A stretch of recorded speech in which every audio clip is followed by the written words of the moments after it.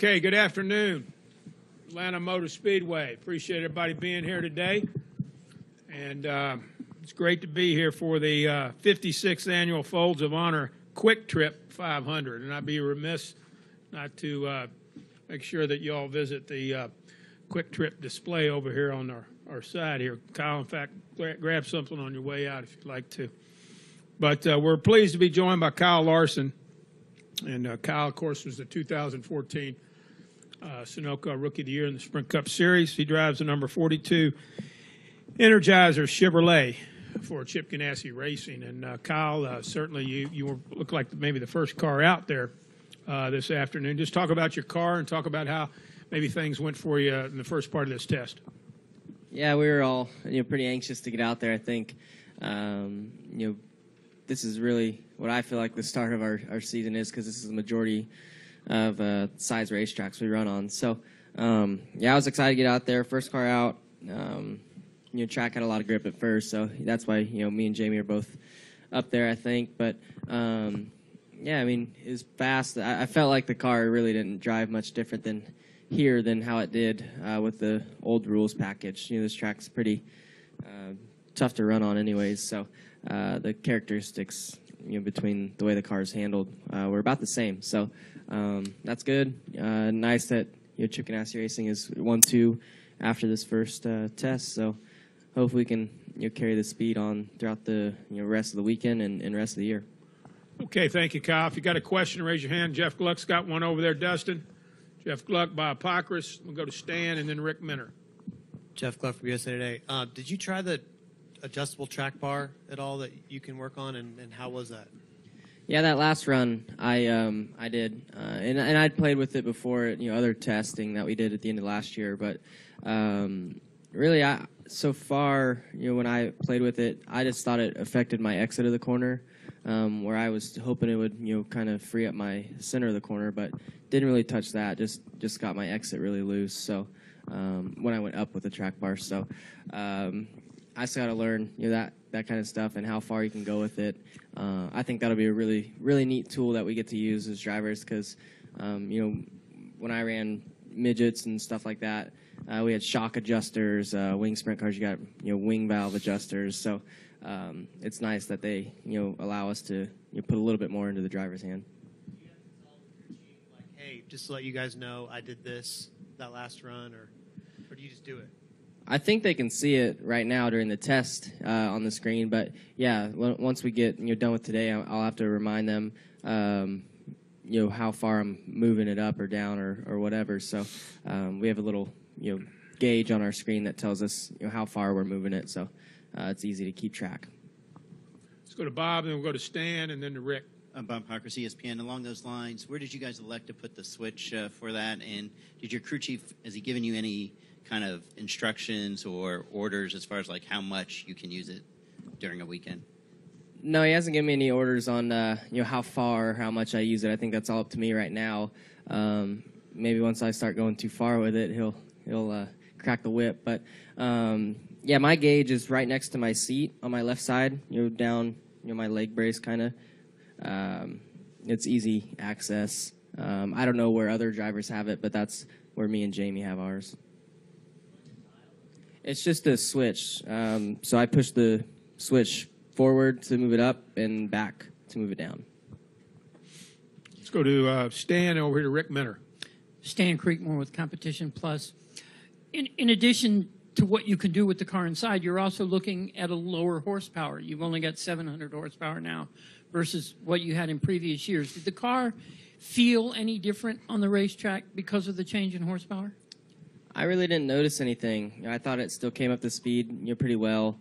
Maybe it doesn't carry to the end of the straightaway as hard as what it did before, but we have less downforce too, so it still feels fast. Maybe once we get to like a Michigan or tracks where we'll probably run even more wide open now, we'll notice more. But I really didn't notice much difference between this year versus last year.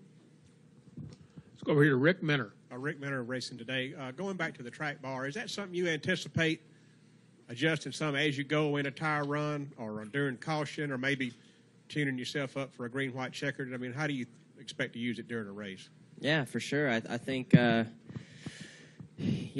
I ran, some testing with it at the end of last year, I would do like a 30-lap run, and I would adjust it quite a bit. So just depends on how your car's handling. If your car's really good, you might not touch it that much. So, and then as far as green, white, checkers and things like that, I definitely think that that'll come into play where you either move it up or down or whatever it may be to get the most speed out of your car at the end.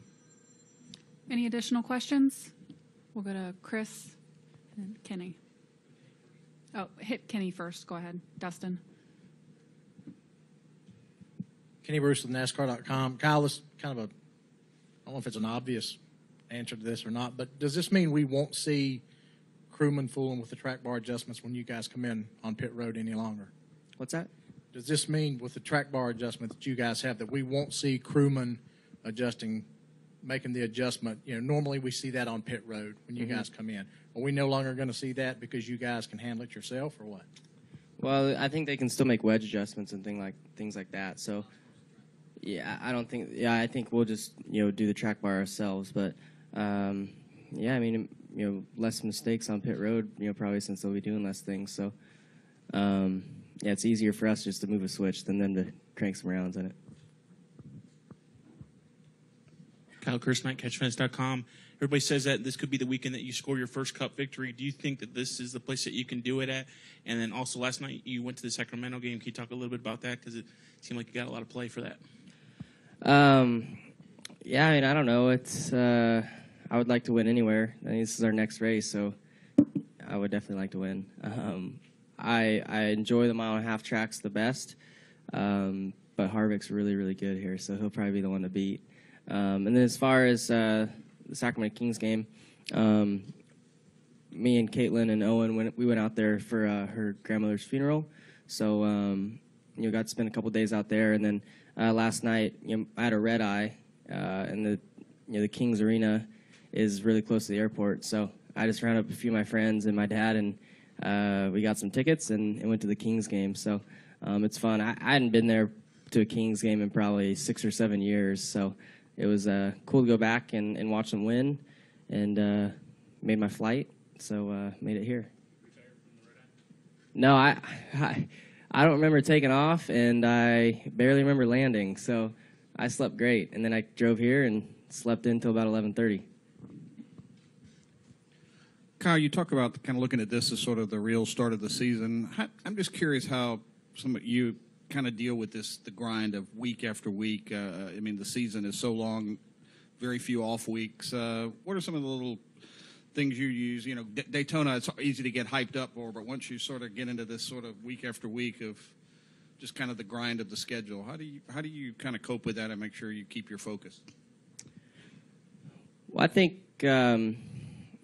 it's not too much of a grind for me because, when I was 18, 19 years old, I was racing 120 races a year, cruising up and down the road, going to the next sprint car track. So, at least, with our schedule, we get to go home every week, and we get to sleep in our second home here at the racetrack. So it's not too bad at all. I enjoy racing as much as I can. I wish our off season was shorter. So not too much of a grind unless you're not running well out on the track. So just make sure you have fun each week and enjoy racing and never think of it as a job, and it'll be fun. All right. Any final questions for Kyle? All right. Thanks, Kyle. Thanks.